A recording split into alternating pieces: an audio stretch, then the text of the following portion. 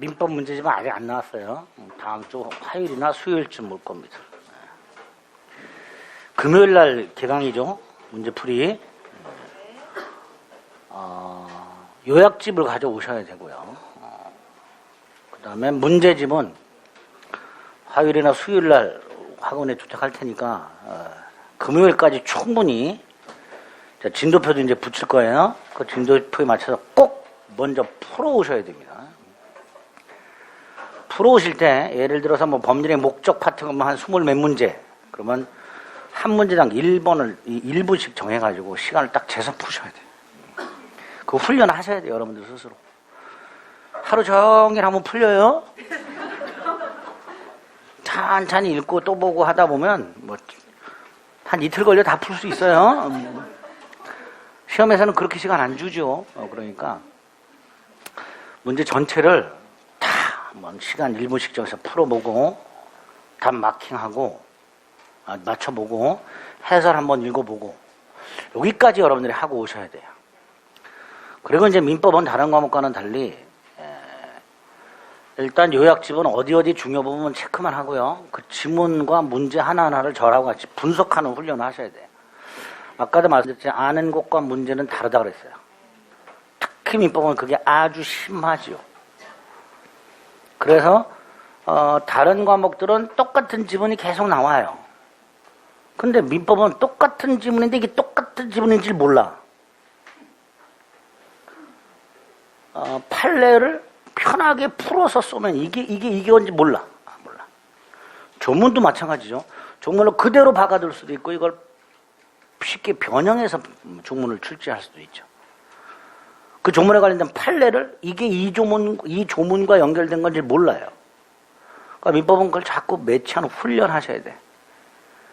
거기다가 이제 암기까지 해야 되죠. 그러니까 힘들죠, 민법은. 외우기도 벅차 뒤지겠는데 뭔 말인지 모르니까 외워지지도 않고 이렇게 되죠. 근데 외우는 건 아까도 말씀드린 반복하는 거 외에는 다른 방법이 없다고 그랬어요. 어쨌든 문제집을 진도표에 맞춰서 미리 한번 꼭 풀어오는 걸 꼭 해오셔야 되고요. 근데 요거만 하면 시간이 얼마 안 걸려요. 1시간이면 돼요. 그럼 일주일 동안 민법 겨우 예습 1시간 하고 오는 거잖아. 그럼 좀 이상하죠? 다른 걸 좀 하시면 좋죠. 시간이 날 때. 문제를 풀어오는 건 당연한 거고요. 이거 풀기 전에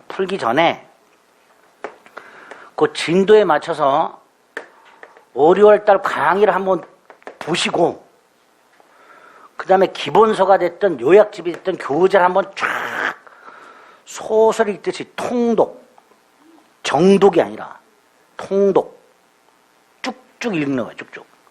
눈에 확인한 거, 눈에 각인시키는 거예요. 그렇게 하고 나서 문제를 풀면 훨씬 낫죠. 이건 꼭 해야 되는 거고요. 하기 전에 요거 한번 하고 문제 풀어주시면 아주 좋죠. 그리고 이제 하고 나서 강의를 들으면 되는데 그래도 시간이 남아. 이렇게 했는데도 학원 오기 전에 시간이 그래도 아직 널널하게 남아. 그럼 이제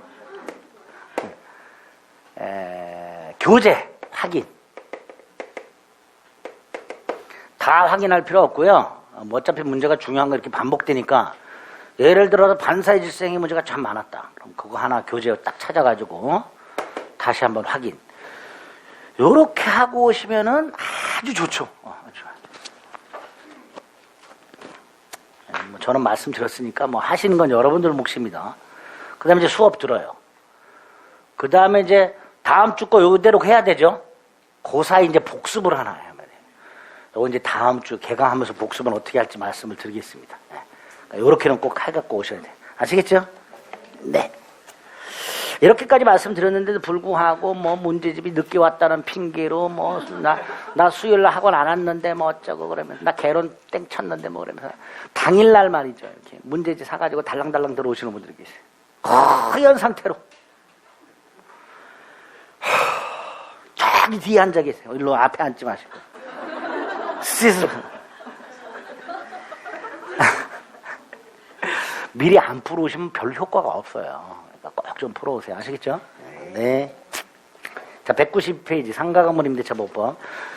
자, 주택임대차와 내용은 대동소이한데 어디가 다른가 좀 세부적인 사항이 많이 달라요. 이제 그런 것들을 확인하셔야 되는데 일단 국민의 경제생활의 안정보장이라고 그랬죠. 주거생활이 아닌 경제생활의 안정이니까 범인이 임차인인 경우에도 적용이 되고요. 기본이고요. 그 다음에 객체는 양가로 2번, 반가로 1번. 사업자 등록이 가능한 영업용 상가 건물이죠. 영업용.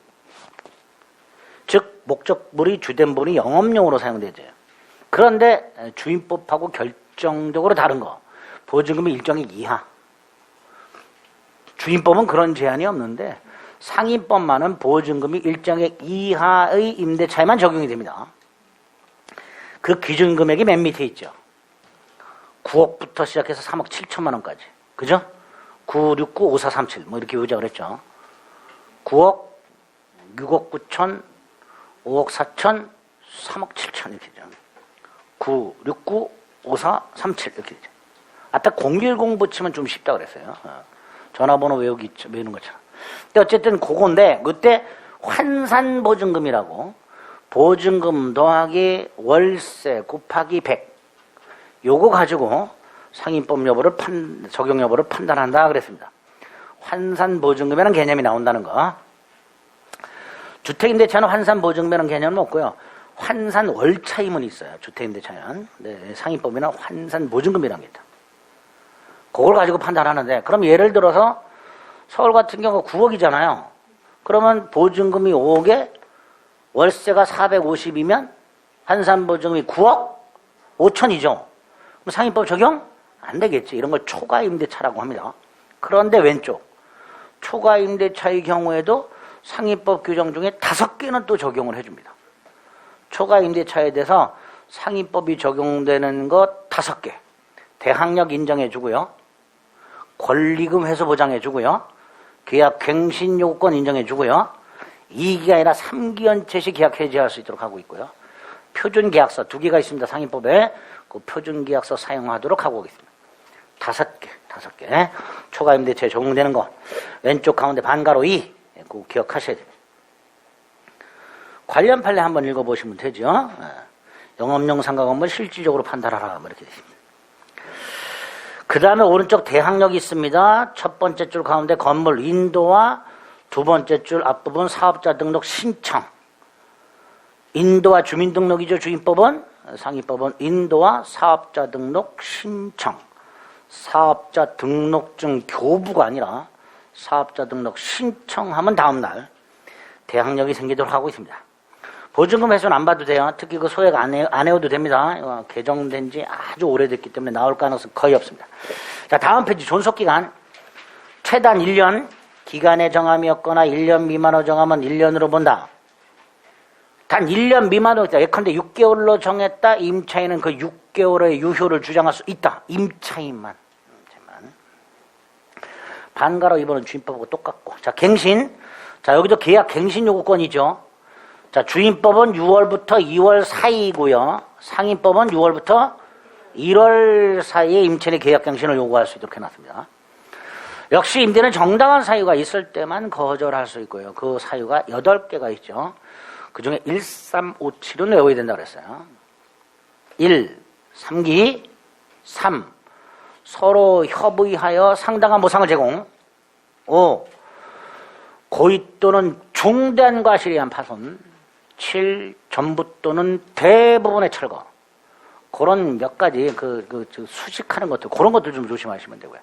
특히 7호의 경우에는요, 셋 중에 하나, 가나다 중에 하나, 그럴 때 7호를 근거로 갱신 요구로 거절할 수 있죠. 가는 조심하세요. 계약 체결 당시 재건축 계획을 구체적으로 고지입니다. 계약 체결 당시하고 구체적 고지 기억하셔야 돼요. 나머지 나 다는 크게 신경 안 써도 되는데 특히 두 번째 박스 밑에 아까 주임법은 1회에 하나의 행사죠. 상임법은 최초 임대차 기간을 포함하여 10년 초과하지 않는 범위 내 행사. 갱신 요구에서 갱신되었을 때 전임대차와 동일 조건이 돼 차입 및 보증금만은 100분의 5 범위 내에서 증감. 법정갱신, 계약갱신 요구 기간 내에 임대인이 갱신 거절 통지하지 않은 경우, 딱 요 경우, 요게 법정갱신의 요건. 전임대차와 동일 조건, 단 기간은 1년. 그리고 임차인만은 언제든지 해지. 3개월이 지나면 해지 효력이 발생. 이렇게. 아까 주임법과 상임법이 비슷한 듯 달라요. 조심하셔야 돼요. 구별 꼭 하셔야 됩니다. 자, 오른쪽 3기 연체 시 해지 조심하시고, 6번의 양가를 범한 증액 제한 체크하시고, 맨 밑에 보증금을 월 단위 차임으로 바꾼다. 기준이 2개, 연 1할 2푼하고 한국은행 기준금리 곱하기 4.5배. 그중에 낮은 거, 낮은 거. 계산 문제 안 나오니까 신경 안 써도 됩니다. 계산하러 안 나와요. 그 다음 이제 두 번째로 이제 권리금 중요해요. 권리금. 기존 임차인이 신규 임차인, 새로운 임차인이 되려는 자로부터 권리금을 받기로 한 계약에 따라서 지급받는 임대차 목적물의 유무용 가치에 관련된 금전기타 물건, 이걸 권리금이랍니다. 이때 임대인이 이 임차인이 신규 임차인으로부터 권리금을 회수하는 것을 방해하지 못하도록 하고 있습니다. 요게 상가 건물 임차인의 권리금 회수 보장 제도예요. 상가 건물 임차인이 다이렉트로 권리금을 뭐 회수할 수 있도록 보장하고 있는 건 아니고요. 임차인이 이렇게 권리금을 받기로 했을 때 임대인이 그걸 방해하지 못하도록 하고 있습니다. 이때 방해해서는 안 되는 기간이 정해져 있죠. 임대차 끝나기 6개월 전부터 임대차 종료하는 날까지 6달 동안. 자, 의됐고 권리금 계약됐고 3번 봅니다. 반가를 반 임대인은 임대차 기간이 끝나기 6개월 전부터 임대차 종료 시까지 6달 동안 방해하지 마라. 그럼 7달 전에는 방해할 수 있다죠. 있다요. 7달 전에는 방해할 수 있어요. 방해도 방해가 아니야. 요 6달 동안 방해하지 말아라. 두 번째로 방해하는 행위를 4개를 정해놨어요. 이거 하지 말아라. 결국 6달 동안 이 4가지 중에 어느 하나 하지 말아라예요. 하지 말아라. 그걸 하면 방해가 되는 거야. 그 중에 첫 번째 건 지가 권리금을 요구해 병한테. 이상한 놈이죠. 또 하나는 주지 못하게 해. 이게 두 번째. 세 번째, 기존 차임 및 보증보다 현재의 고액을 요구해 얘한테. 네 번째가 중요하죠. 정당한 사유 없이 병과의 계약 체결을 거절해. 이 4가지가 방해행위예요. 4가지.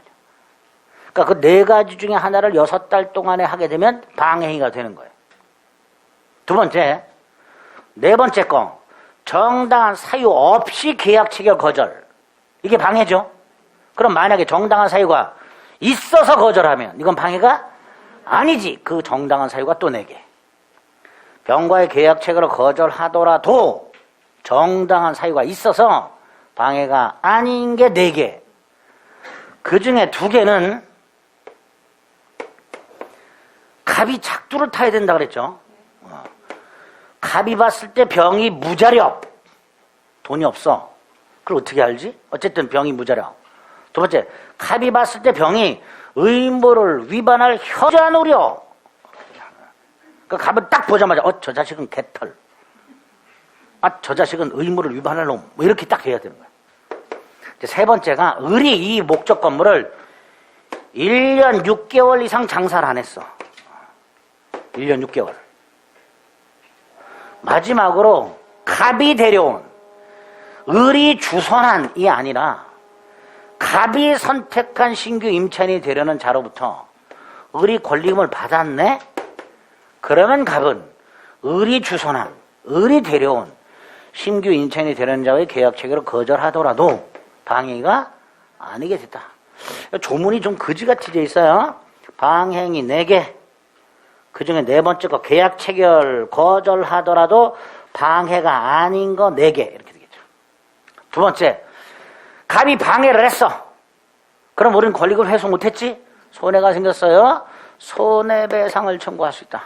자, 2가지. 이 손해배상 청구는 임대차가 종료한 날부터 3년 내 행사하지 않으면 소멸해요. 임대차 종료한 날부터 방해가 있은 날로부터 아닙니다. 임대차 종료한 날부터 3년 내 행사해야 돼요. 두 번째, 그 손해배상액. 둘 중에 낮은 거, 작은 거. 하나가 을이 병으로부터 받기로 한 권리금. 또 하나가 임대차 종료 당시 권리금 중 낮은 거. 손해배상액이 그걸 초과하지 못하도록 하고 있습니다. 을이 병으로부터 받기로 한 권리금은 정해져 있을 텐데요. 이 두 번째 게 문제죠.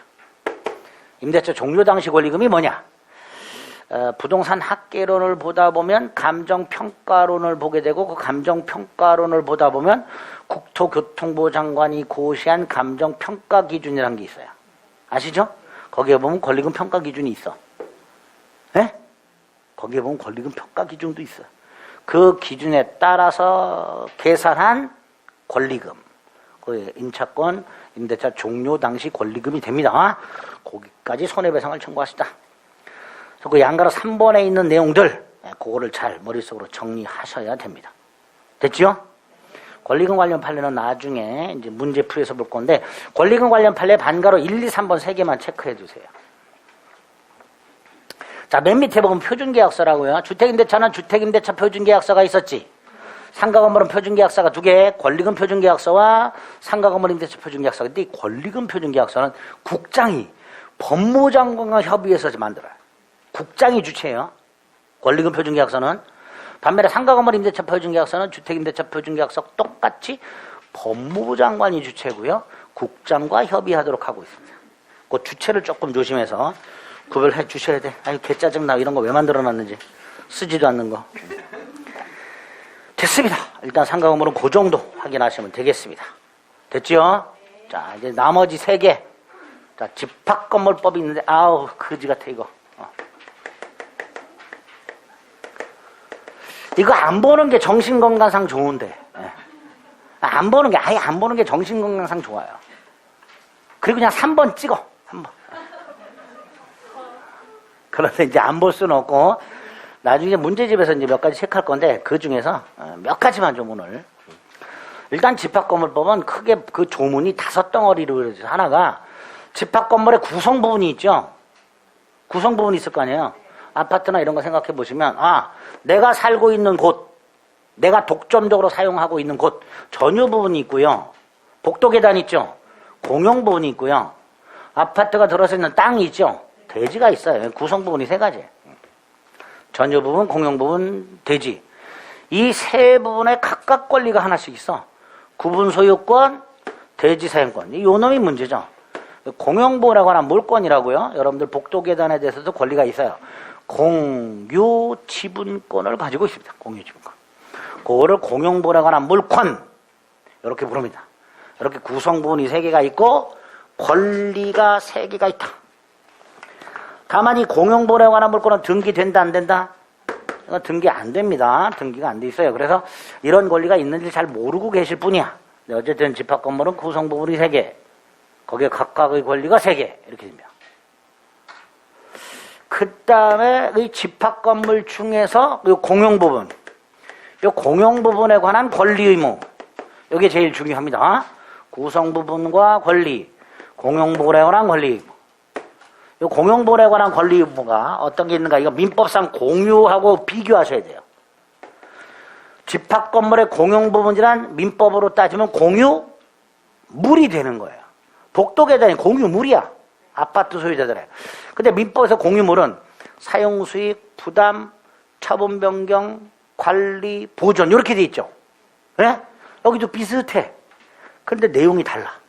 헷갈리니까 이거 구별할 수 있어야 돼요. 3번째가 관리가. 아, 거지 같아, 이 관리. 관리 단위, 쓰지 말자. 관리 단위 있고, 관리인이 있고, 관리위원회가 있고, 규약이 있고, 집합건물 분쟁 조정위원회가 있고, 관리단 집회가 있어. 아, 거지 같아. 양도 얼마나 많은지. 4번째, 재건축 복구가 있어. 아, 알아서 하면 되지, 이거를. 아, 살기 힘들면 재건축 결의해서 채로 지면 되지, 그거를. 법에서 만들어놨어. 이래라, 저래라. 이래라, 저래라가 이렇게 쓰죠. 일해라, 절해라. 아이고야, 인터넷에 그 맞춤법 잘못된 거 쭉 누가 뭐 하는데 보다가 그냥 배꼽 빠지는 줄 알았네. 일해라, 절해라. 아이고야, 참. 환장합니다, 진짜. 마지막으로 벌칙과 과태료 규정이 있어요. 조문이 일단 거지같이 많아요. 자, 그 중에서 199페이지에 보면 전유부분의 있죠? 전유부분이란 뭐의 목적? 구분소유권. 구분소유권에 대한 한동 건물의 구조상, 형상, 독립성이 있는 부분에 성립하는 그 일부에 대한 소유권. 그거를 구분 소유권이라고 합니다. 이때 구분 소유권이 언제 성립하는가, 어떻게 성립하는가. 우리 상식적으로 한번 생각해 보세요. 갑이요, 건물 하나 지었어요. 각 층, 5층짜리 지었는데요. 각 층이 구조상, 형상, 독립성이 있어. 자, 이때 이 갑, 이 한동 건물을 전체를 하나의 소유권으로 해야 돼요. 각 호를 구분 소유해야 돼. 지 맘이지. 건물 지은 놈 맘이지. 나는 이 전체를 한동 건물로 소유하고 싶어. 그럼 그런데 각 부분을 난 구분 소유하고 싶어. 그럼 돼. 그래서 한동 건물의 각 부분이 구조상, 형상, 독립성이 있을 때 이 전체를 한동 건물로 소유할지, 각 구조상, 형상, 독립성 있는 부분을 구분 소유할지는 소유자의 의사에 따른다. 이렇게 되죠. 그렇죠? 자, 두 번째, 얘가 구분 소유하고 싶어. 그러면 그 각 호마다, 각 부분마다 구분 소유권이라는 게 성립해야 되죠. 그러려면 이 갑이 각 층을 구분 소유하고자 하는 의사를 표시해라. 이렇게 돼요. 이걸 구분행위라고 해요. 법률행위입니다. 그런데 법률행위니까 등기해야 되죠. 등기 필요 없다. 이 구분소유 의사가 표시가 되면 그때 구분소유권이 성립한다. 집합 건축물 대장에 집합 건물로 등재되지 않아도 구분소유 의사가 표시가 되면 그 각 부분의 구분소유권이 성립한다. 그럼 구분소유사는 어떻게 표시하냐? 프랭카드로 표시해라. 각층 분양 광고. 각층 분양 광고. 대표적인 구분소유사 표시가 됩니다. 그래서 그 밑에 박스가 있죠? 일동 건물의 각 부분이 구조상, 형상, 독립성을 갖고 있다. 이걸 구분 건물로 할 것인지는 소유자 의사의 결정이 된다. 그러니까 구분 건물이 되려면 세 번째 줄 구조상, 형상, 독립성을 갖춰야 되고, 네 번째 줄 의사 표시가 있어야 된다. 그죠? 그 정도. 그 정도. 구분행위가 있으면 구분소유권이 성립한다. 기억하시면 되죠. 한 장 넘기면 공용 부분이 나옵니다. 공용 부분이 이제 두 부분이 있어요. 복도계단처럼 누가 봐도 공용 부분인 곳. 이거를 법정 공용 부분, 당연 공용 부분, 구조상 공용 부분 이렇게 부릅니다. 당연히 여기는 공용 부분이다. 여기는 등기할 필요가 없어. 그런데 관리사무실, 노인정 같은 경우 구조상 이상 독립성이 있어. 육안으로 봤을 땐 전유 부분이야. 그런데 여기를 규약 또는 공정증서로 공용 부분으로 할 수 있어. 이걸 규약상 공용 부분이라고 합니다. 당연히 여기는 공용 부분이다 라는 취지를 등기해야 되겠죠. 그 반가로 이번에 공분의 종류, 동그라미 1번에 디귿, 동그라미 2번에 디귿, 그 두 개 각각 체크하더라. 그 밑에 10조이랑 이 복도계단은 누구 거? 구분수유자 전원 공유. 이게 원칙. 구분수유자 전원 공유 원칙. 그것만. 12번. 복도계단에서 공유 지분권을 갖고 있다고 그랬죠. 그 지분 비율, 전유 부분 면적 비율. 전체 전유 부분 바닥 면적분의 내 거. 그게 공유 지분 비율. 그리고 중요한 13조. 구분 소유권과 공용보호에 관한 물건은 절대로 분리 처분하지 못한다. 그렇죠? 상식적으로 복도계단에 관한 권리만 처분하면 지는 어떻게 다닐 거야 도대체. 뭐 날개를 살 거야? 뭘 어떻게 할 거야? 그러니까 절대로 분리 처분 못해. 그래서 제일 중요한 거 13조 3항. 공용보호에 관한 물건의 특실 변경은 등기를 요하지 않는다. 구분 소유권과 항상 같이 움직이니까. 아주 중요하죠. 13조. 오른쪽. 아파트를 샀는데 물이 줄줄 새. 어디에 문제가 있을까 뜯어보기 전엔 모르지. 그러니까 공용부분에 존재하는 것으로 일단 추정하자. 공용부분에 존재하는 것을 추정. 됐죠? 대지사용권이라고 되는데 이 대지사용권은 뭐 됐고요. 한 장 넘깁니다. 다음 페이지 동그라미 1번에 의해 기억해 보면 이 구분 소유권과 대지 사용권도 같이 움직여야 되죠. 그 박스에 판례가 있지. 우리 저당권에서 봤던 거. 전형 부분에 설정된 저당권이나 가압류 결정의 효력은 대지 사용권에도 미친다. 따라서 전유 부분을 경락받은 사람은 대지 사용권도 취득한다. 그죠? 쭉 내려가면 대지 분할 금지가 있습니다. 그거. 대지 분할 금지. 일단 첫 번째 덩어리에서는 그 정도 체크하시면 돼요. 자, 중요한 게 오른쪽. 공용 부분입니다. 자, 보면은 동그라미 1번에 공용 부분의 사용이라고 돼 있죠. 용도에 따라 절대로 잊지 말자. 자, 민법상 공유물 사용 수익은 전부를 지분 비율로. 하지만 집합건물법상 공용 부분 사용만은 용도에 따라. 사용만. 두 번째 공용 부분 변경이 있죠. 자, 민법상 공유물은요, 처분 변경이 있었어요. 기억나세요? 이거 어떻게 했죠? 공유물 처분 변경. 전원동이죠? 근데 집합건물법상 공용부분은 처분은 없고요. 변경만 있는데 3분의 2. 구분 소유자의 3분의 2 이상 및 의결권의 3분의 2. 예? 변경. 잊지 마세요. 이거 4분의 3에서 개정됐습니다. 3분의 2. 처분을 없고 변경만 3분의 2. 변경까지 가지 않는 관리. 관리는 보존 이용 계량이죠. 그 중에 이용 계량. 구분 소유자의 과반수 및 의결권의 과반수. 이걸 통상결의 정족수 이렇게 부릅니다. 구분 소유자의 과반수 및 의결권의 과반수 이렇게 됩니다.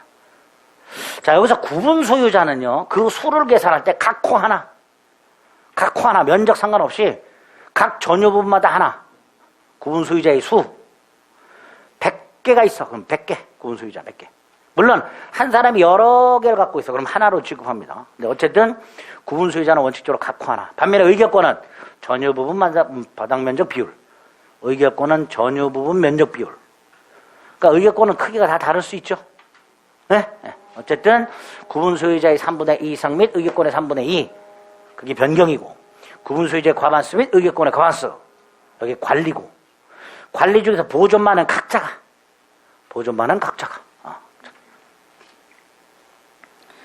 동그라미 2의 기억과 동그라미 3의 기억. 맨 밑에 17조. 공용부분에 관한 비용 부담. 어떻게 부담을 하고요? 지분 비율에 따라.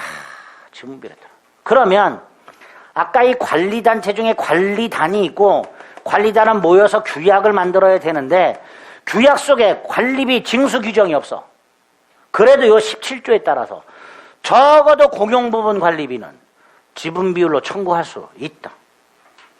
관리단 규약에 아무런 규정이 없어도 맨 밑에 판례 적어도 공용부분 관리비만은 지분 비율로 청구할 수 있다는 게 판례입니다. 17조 때문에 그렇습니다.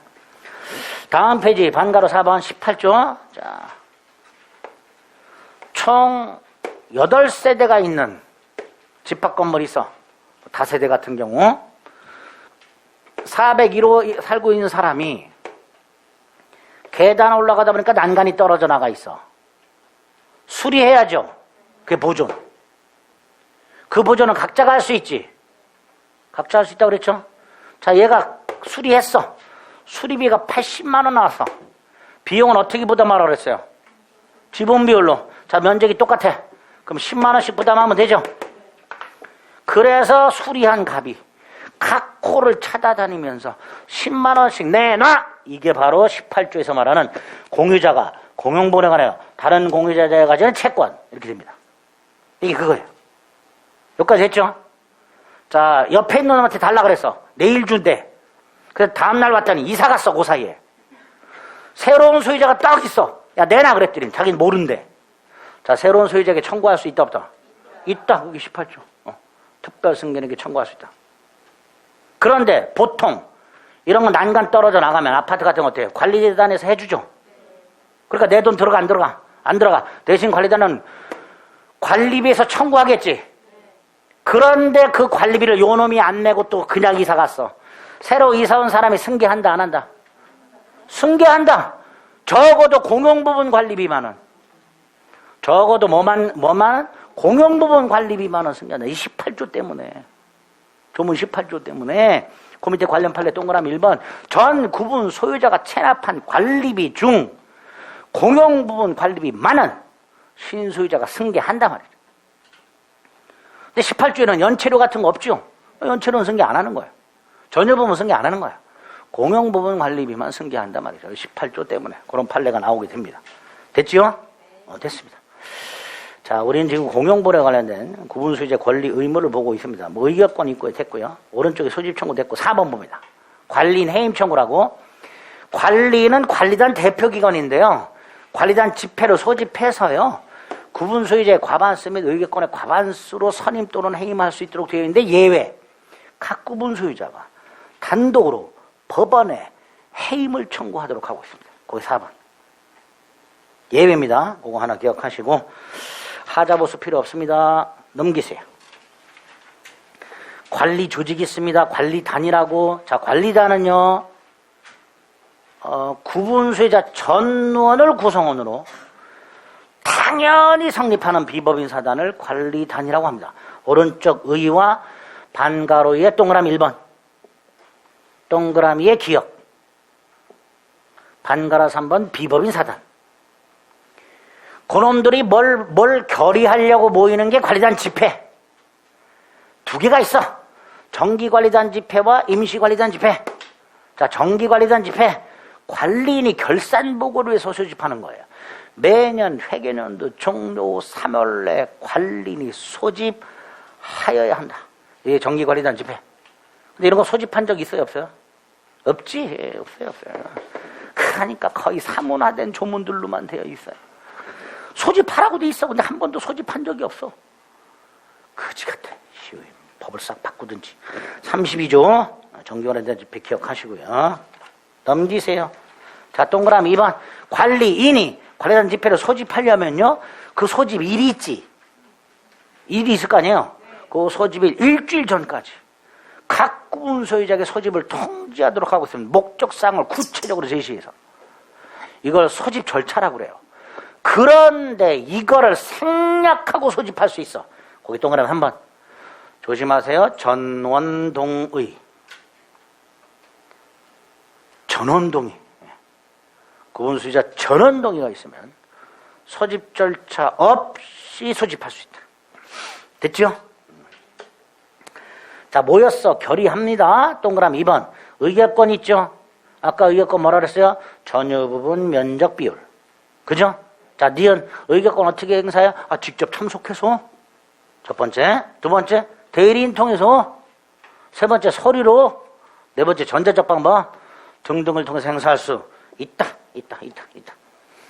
A. 그 다음에 B. 자, 101호가 갑을병 공유로 돼 있어. 엄마, 아빠, 아들, 셋에 이러면 돼 있어. 관리단 집회가 소집이 됐어. 의결권 행사해야 되죠. 다 오면 안 돼. 한 사람 반드시 정해야 돼. 의결권 행사자 1인을 반드시 정해라.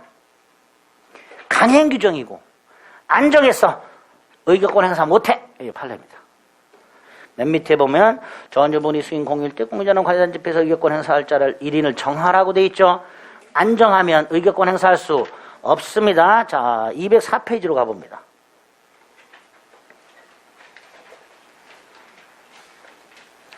맨 밑에 아까 의결권 건너뛰었죠? 네, 지금 확인합니다. 37조 2항 204페이지 하단 37조 2항 그 밑에 동그라미 1번 강행 동그라미 2번 오른쪽 위에서 네 번째 줄 세 번째 줄 의결권 행사자를 정하지 못했을 때는 의결권을 행사할 수가 없다.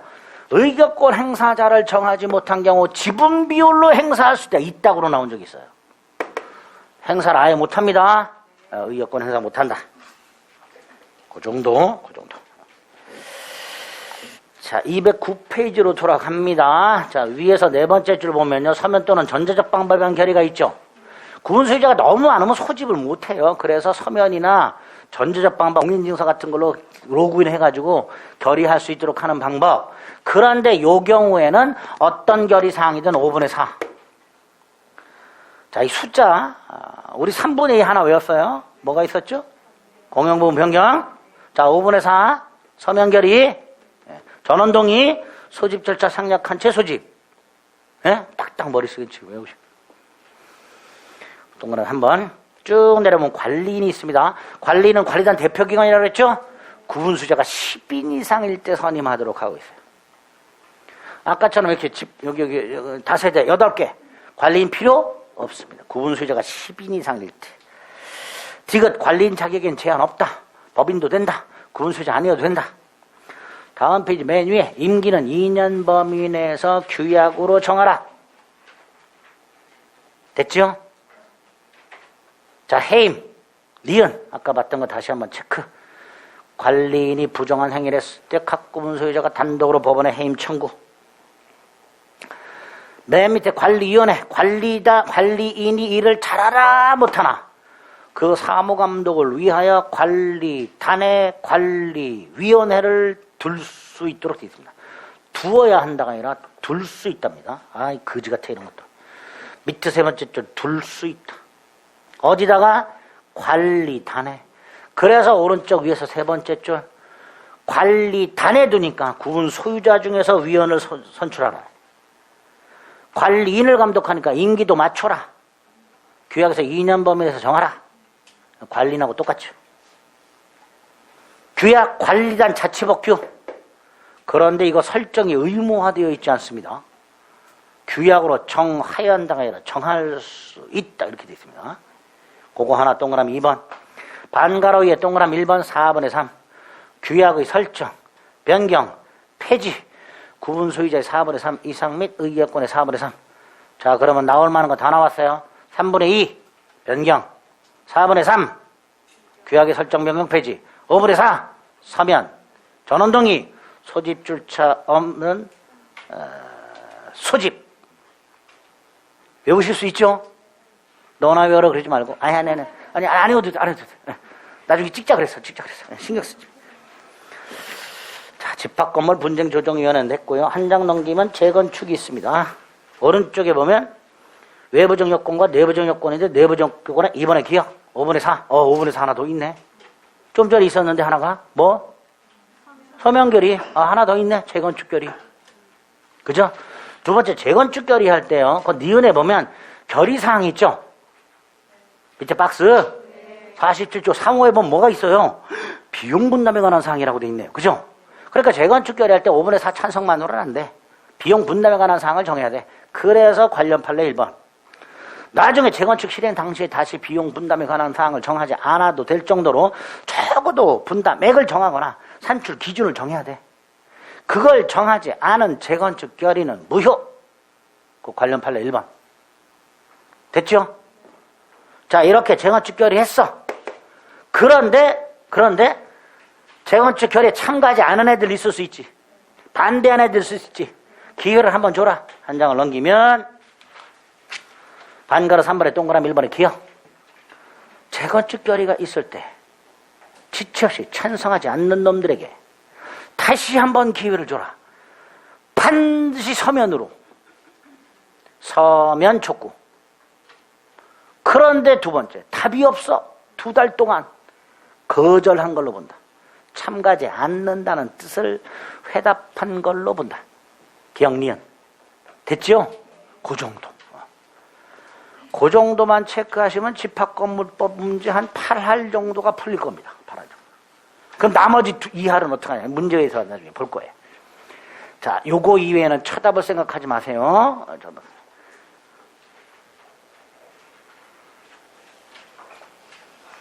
가등기 담보법. 자, 가등기 담보법 우리 시험에 딱 2덩어리만 나온다라고 생각하시면 돼요. 하나가 가등기 담보법이 적용되기 위한 요건. 4가지 요건을 기억합니다. 일단 채권자가요, 빌려준 돈이 있어야 돼. 소비대차 채권, 준소비대차 채권 이렇게 불러요. 빌려준 돈이 있어야 돼. 그러니까 물품대금을 갖고 있어. 유류대금 채권을 갖고 있어. 공사대금 채권 갖고 있어.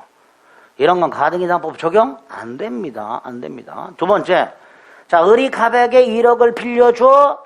갑은 나중에 돈을 못 갚으면 토지 소유권을 넘겨줄게. 차용물에 가름하여 다른 재산권을 넘겨주기로 약속. 나중에 돈을 갚으면 괜찮은데 못 갚으면 돈을 못 갚으면 그 차용물에 가름하여 다른 재산권을 넘겨주기로 약속. 요걸 대물변제예약 이렇게 불러요. 대물변제예약. 큰 물건으로 변제하겠다는 게 아니고요. 대신 큰 물건으로 변제하겠다. 대물변제예약. 이 예약을 할 때 이 목적물의 가액이 원본 플러스 이자의 합을 초과해야 돼. 땅이 2억짜리야. 이렇게. 1억을 빌려주는 땅은 5천만 원짜리야. 가등기담보법 적용되지 않습니다. 네 번째. 채권자죠. 네? 채권자 이름으로 이 담보물 부동산 등기부에 가등기나 소유권 등기가 되어 있어야 돼. 가등기가 되어 있는 걸 가등기담보, 소유권 등기가 되어 있는 걸 양도담보 이렇게 불러요. 그런데 양도담보 아까 뭐라 그랬어요? 팔아먹는 경우가 생기단 말이죠. 그죠? 의뢰 이름으로 소유권 등기가 되어 있으니까. 그럼 갑은 나중에 돈을 갚더라도 등기를 못 찾아오잖아. 그래서 의뢰에 소유권 등기를 넘겨주면서 갑의 이름을 뭘 한다고요? 환매권 등기해 둔다 그랬죠. 그걸 뭐라 한다? 매도담보, 가등기담보, 양도담보, 여기까지가 양도담보, 여기까지가 매도담보.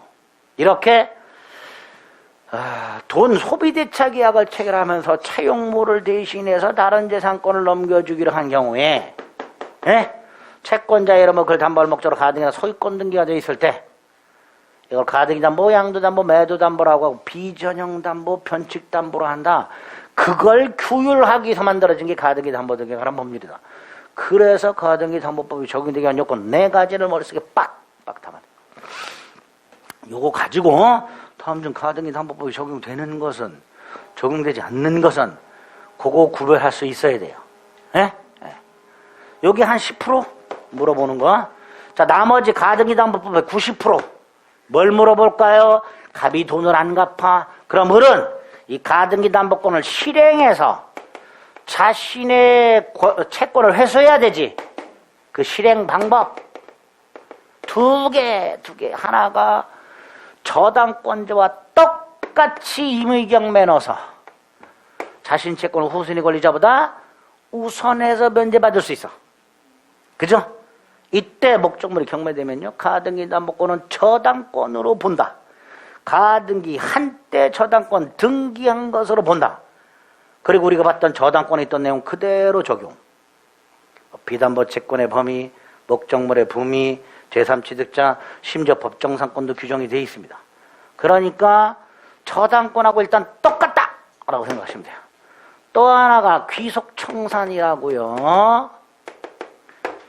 변제기 후에 갑이 돈을 갚지 않으면 을이 요 빌려준 돈과 가액을 청산하고 소유권을 취득하도록 하고 있습니다. 그걸 귀속청산이라고 합니다.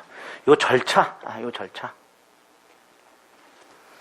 이 가등기담보법을 어려워하시는 분들의 대부분이 이 귀속청산 절차가 확실하게 머릿속에 안 박혀 있어요.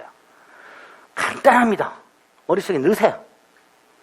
돈 갚을 날짜가 됐는데도 불구하고 갑이 돈을 갚지 않아. 그래서 을이 기다리다 못해서 나 가등기담보권을 실행하겠다고 통지를 해. 누구에게? 채무자 등에게. 그 통지가 채무자 등에 도달한 날부터 2달을 기다려주어. 청산기간 이렇게 불러요. 그런데도 갑이 돈을 갚질 않아. 그러면 청산기간 지난 후에 을은 청산금이란 걸 갑에게 지급하고 본등기를 함으로써 소유권을 취득. 요걸 귀속청산이라고 불러요.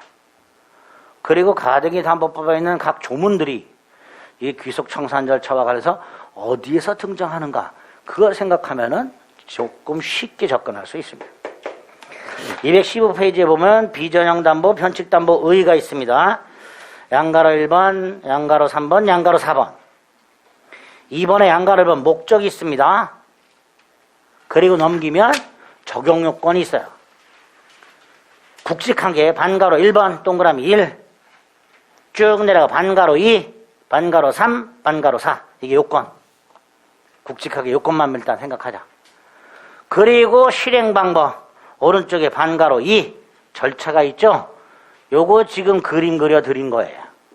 근데 가등기 나무 보면 귀속청산만 있지 그 위에 처분청산이라는 건 없습니다. 처분청산이라는 건 요 채권자가 땅을 팔아가지고 그 대금으로 청산하는 걸 처분청산이라고 하는데요. 가등기 나무 보면 처분청산을 금지하고 있습니다. 아예 안 돼요.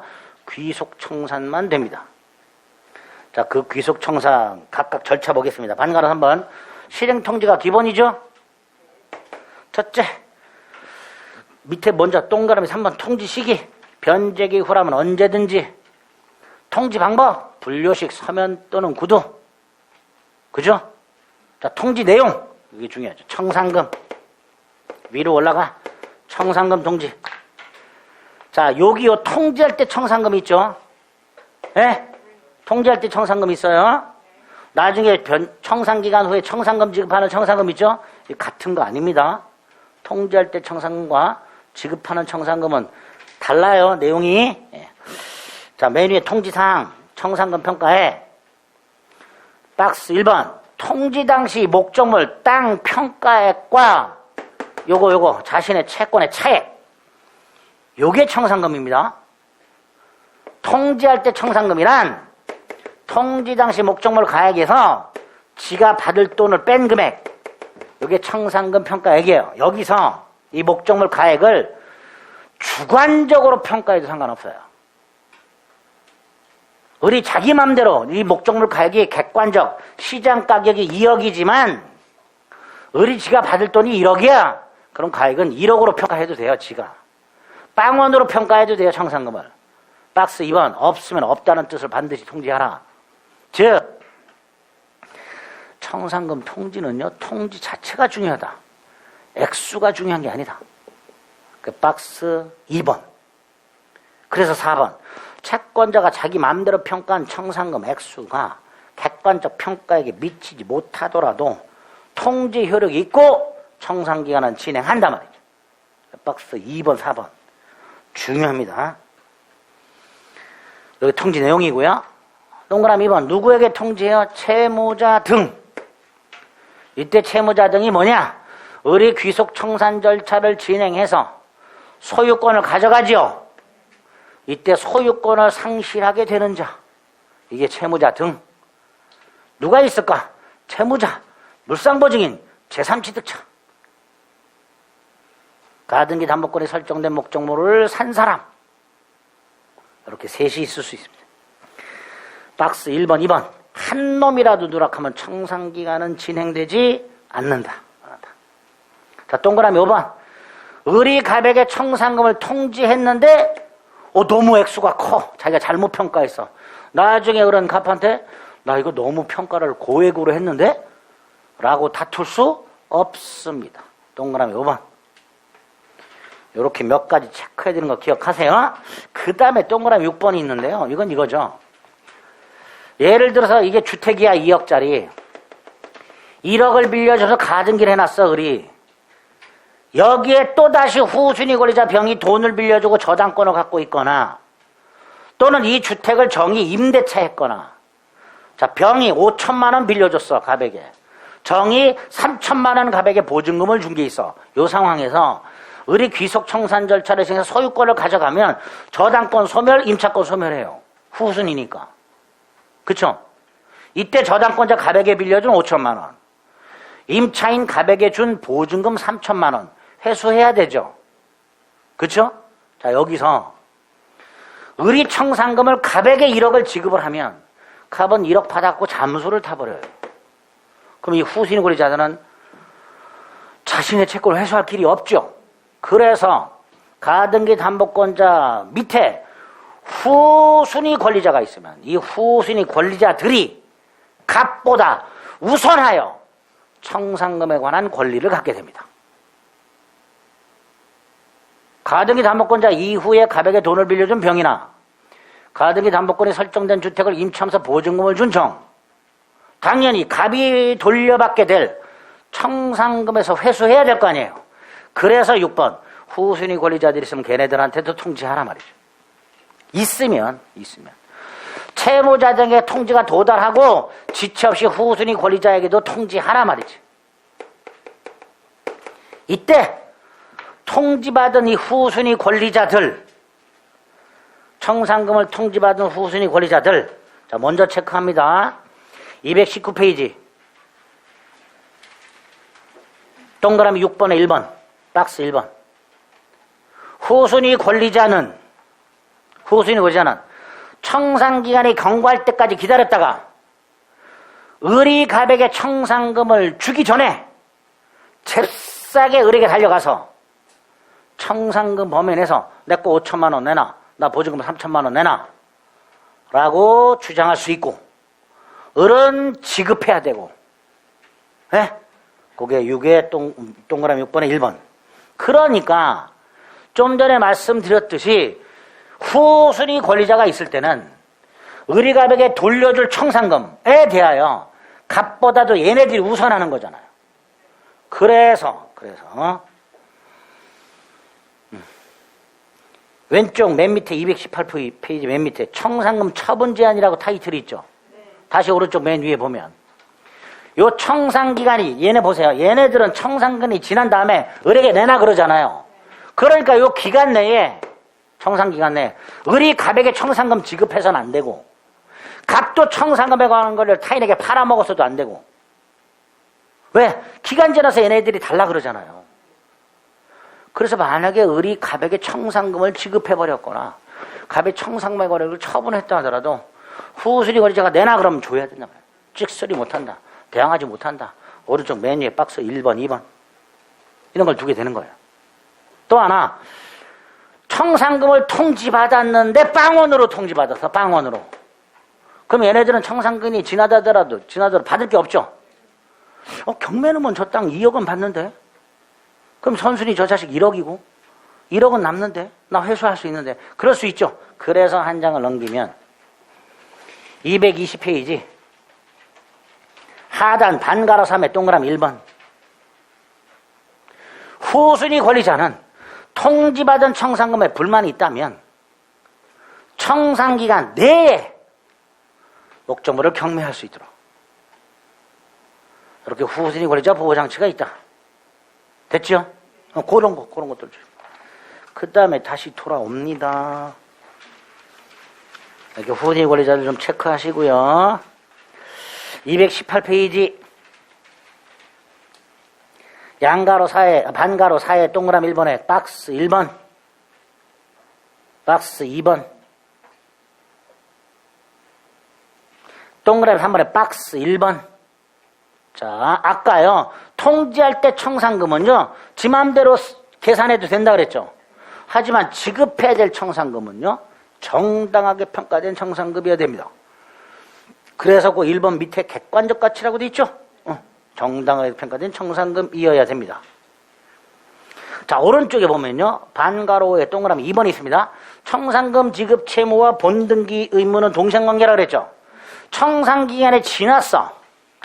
을은 청산금을 지급해야 되죠. 그죠? 이때 청산금을 줄 때까지는 본등기 못 해줘. 이렇게 되는 거죠. 이때 청산금이 정당하게 평가된 청산금입니다. 정당하게 평가된 청산금을 줄 때까지는 본등기 못 해줘. 라고 동시 이행의 항변권 행사할 수 있도록 해놨고요. 반가로의 동그라미 2번. 또 하나는 한 장 넘겨요. 반가로 7번의 동그라미 1번. 청산기간이 경과하더라도 갑은 정당하게 평가된 청산금을 받을 때까지는 돈을 갚고 가등기말소를 청구할 수 있도록 해놨습니다. 7번에 반가로 1번. 그런데 안 되는 게 2개. 반가로 2번. 목적물이 제3자, 선의 제3자에게 소유권을 넘어가거나 변제기를 경과한 후 10년이 지났거나, 이 2가지 경우에는 갑은 돈을 갖고 가등기말소를 청구할 수 없도록 해놨습니다. 그 7번의 동그라미 1번, 2번. 요 정도예요, 요 정도. 이게 귀속청산 절차야. 그래도 모르겠죠? 몰라요, 이거 복잡해. 단순한데 수험생분들이 되게 어렵게 생각을 하세요. 어쨌든 요 기본적인 귀속청산 절차를 기억해달라. 그 다음에 이제 하나 지나가면서 들으실 거.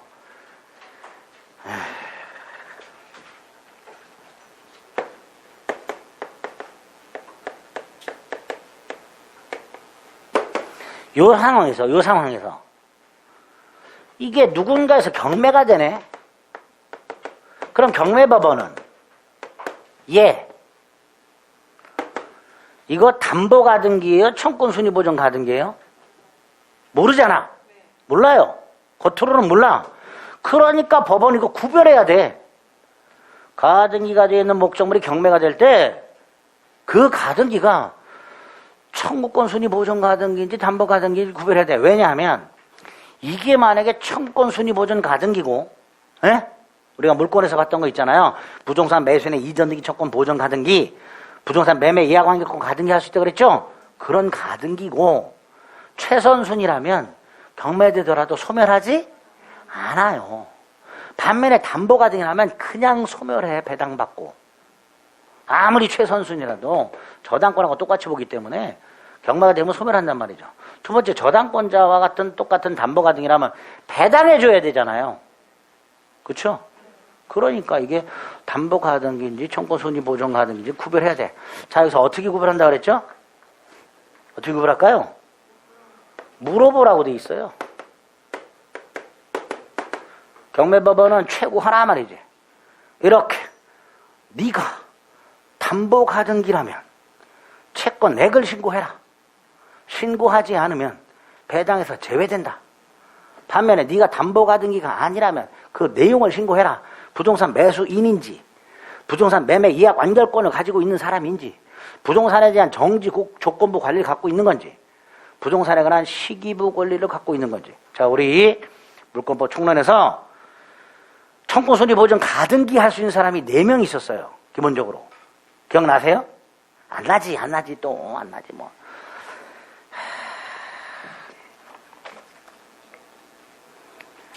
네가 말한 적이 없잖냐 이 자식아, 또 그런 표정을 짓고 계시는데 65페이지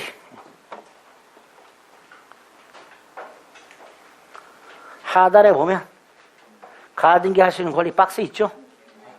이건 물어보는 거예요. 법원이. 야, 너 매수인이냐? 예약완결권 갖고 있냐? 정적권부 권리 갖고 있냐? 시기부 권리 갖고 있냐? 그 내용을 신고할 것을 최고하도록 하고 있어. 이렇게 물어보고 얘가 대답하겠지. 그걸로 구별하라. 즉 가등기가 청구권 순위보전가등기인지 담보가등기인지 여부는 당사자 의사 해석을 통해서 구별하라 라고 말을 하게 됩니다. 그래서 마지막으로 하나 220페이지 양가로 2 경매 반가로 2 박스 3번 됐어요?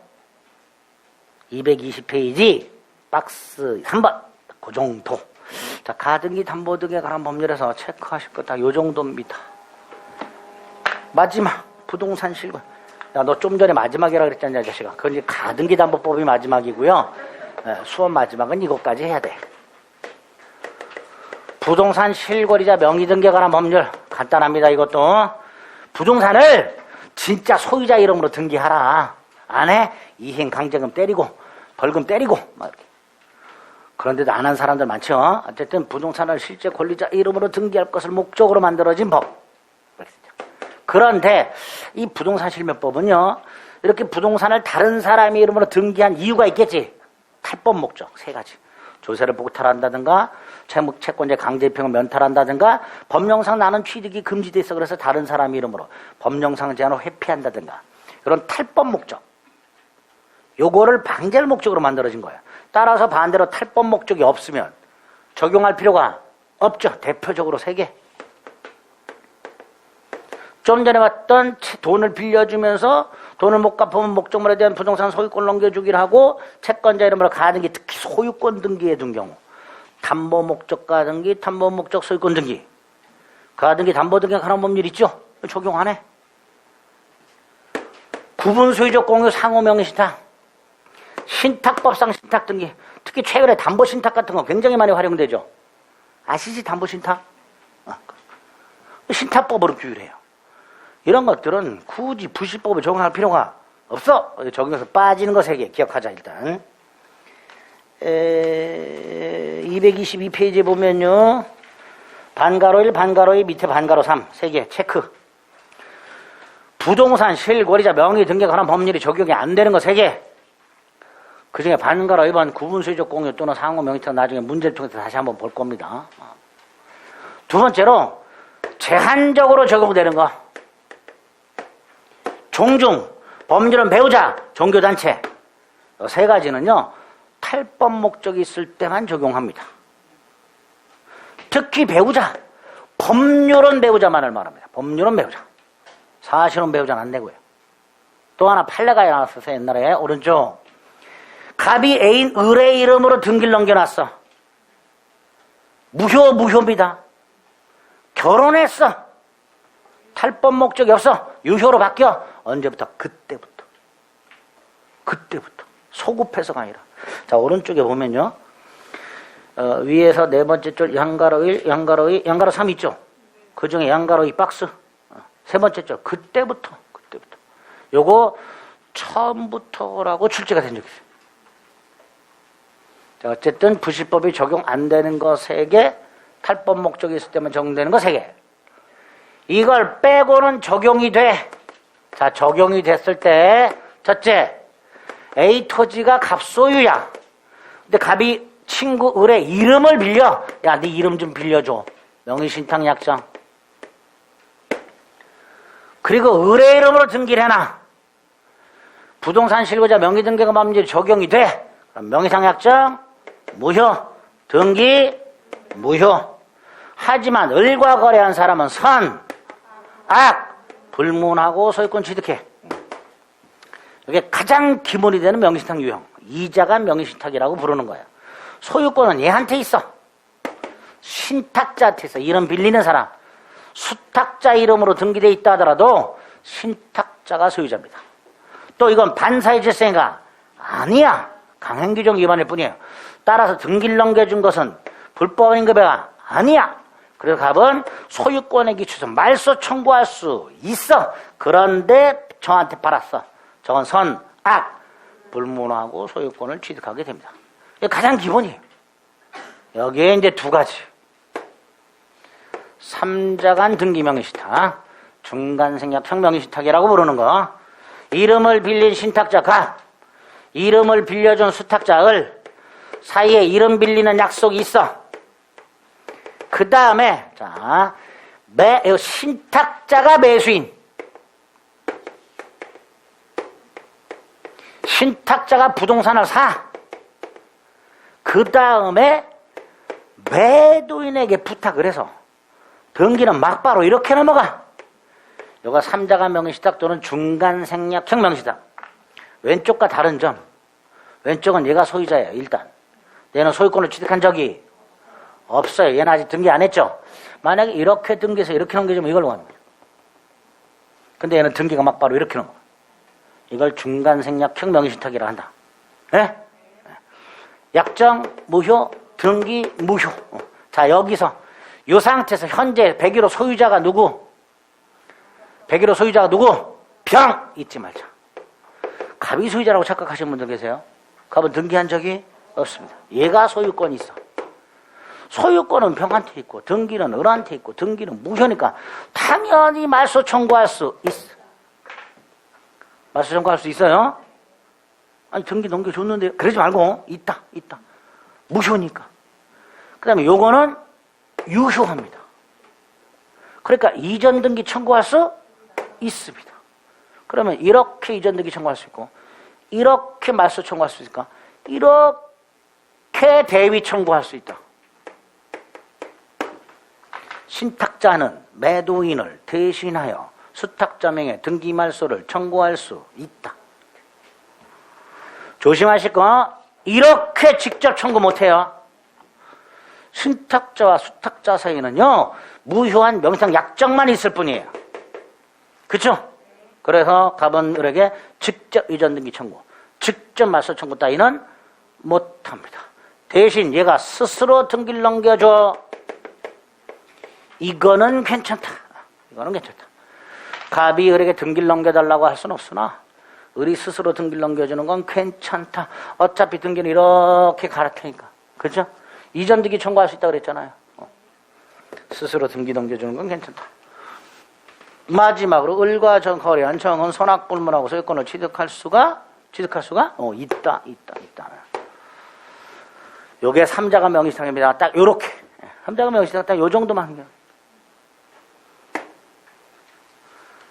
제가 이거 한 몇 번 그려드렸죠? 예? 근데 한 번도 여러분들 스스로 그려보신 적 없죠? 그려보신 분 연습장에다 한 번이라도. 없어. 그러니까 어려운 거야. 내가 안 해본 거야. 자꾸 그려봐요. 아니야, 찍어. 아이씨, 찍어. 계약명의신탁. 신탁자 갑이 수탁자 을과 명의신탁약정 이름을 빌리면서 돈까지 줘. 매수자금. 그리고 나는 병풍 뒤에 숨어 있어. 그리고 얘가 매수인인 척 병과 매매 계약을 해. 그리고 등기를 이전해줘. 그래서 삼자가 명의신탁과 계약 명의신탁은 매수인이 누구냐? 이거 갖고 구별하시면 돼요. 신탁자가 매수인이냐, 수탁자가 매수인이냐, 이렇게. 일단 명의상약정은 무조건 무효. 요게 문제죠. 무효도 있고 유효도 있고. 그 구별을 뭘 갖고 해? 병의 선악. 그래서 소유자도 달라져. 병이냐 을이냐. 네? 잊지 마세요. 특히 요 경우 병이 선이라면 을이 완전한 소유자예요. 그죠? 이때 갑이 을에게 야 등기 내놔 할 수 있다 없다? 없다. 갑과 을 사이는 무효인 명의상 약정만 있지. 그 무효인 약정에서 돈 줬죠. 갑은 요것만 돌려달라고 할 수 있을 뿐이에요. 갑은 을에게 부동산 내놔 이따 이 소리 못하고 내가 준 돈 내놔 그것만 돌려달라고 할 수 있을 뿐입니다. 병이 선이라면 을이 대내외적으로 완전한 소유자 이렇게 됩니다. 그리고 요 상황에서 을이 또 팔았어. 이 선악불문하고 당연히 얘는 소유권 취득하고요. 이거하고 구별해야 될 게 하나 더 있다. 최근에 똑같아. 갑이 을의 이름을 빌려 돈 줘. 그리고 을이 병소유 101호를 경매를 통해서 취득했어. 경락대금 납부했고 등기까지 했어. 명상약정은 무효. 경매와 등기는 병의 선악불문 유효. 그래서 매매냐 경매냐에 따라 달라진다. 계약명의신탁 같은 요 정도.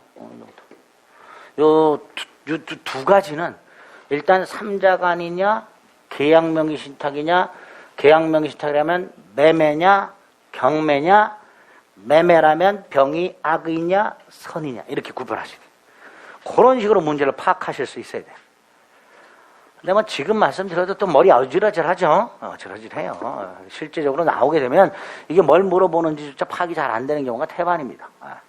근데 요 정도 머릿속에 넣었다가 문제풀이에서 몇 개 연속적으로 확인하면요 중요한 것들은 머리에 들어옵니다. 그 전까지 몇 번 그려보셔야 돼요. 여러분들이 아시겠죠? 이렇게 말씀을 드려서 안 그려보시는 분들이 태반이에요. 귀찮거든. 쓰기도 귀찮고 내가 제대로 그리는지 확인도 안 되고 그러니까 이렇게 갑 쓰다 말고 에이씨 그러지 말고 맞추고 싶은 분들은 정리를 해 주셔야 돼요. 아시겠죠? 자, 어디를 체크하시냐면 체크할 것도 많지도 않았습니다. 224페이지 보면요. 양가로의 반가로 2번 있죠. 삼자간 명의신탁 사례형이라고 돼 있죠. 고기. 그거가 박스 안에 있는 거. 그 다음에 오른쪽 위에서 네 다섯 번째쯤은 계약명의신탁 사례형 있죠. 거기 박스에 1번과 2번 있지. 자, 2번에 보면 양가로 1. 병이 모르는 경우 양가로 2, 병이 안 경우 이렇게 돼 있죠. 그 양가로 1에 반가로 1번. 양가로 2에 반가로 1번. 딱 그 정도만. 다 보지도 말고. 박스 밑에 반가로 4번 있죠. 거기까지.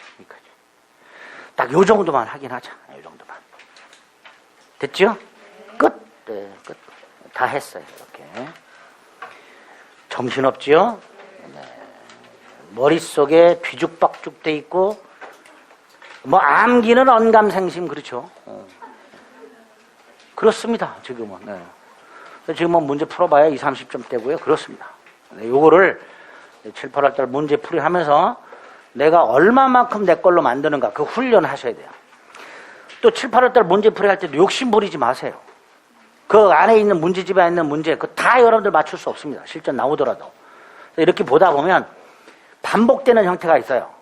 그런 것만 따로 모아서 그걸 집중해서 가가지고 시험장 가서 65에서 70점만 맞으면 되는 거예요. 아시겠죠? 그 정도가 될 때까지 훈련하시면 됩니다. 아까 말씀드린 문제 꼭 먼저 풀어오세요. 꼭 하셔야 돼요. 오늘 여기까지 하겠습니다. 수고하셨습니다.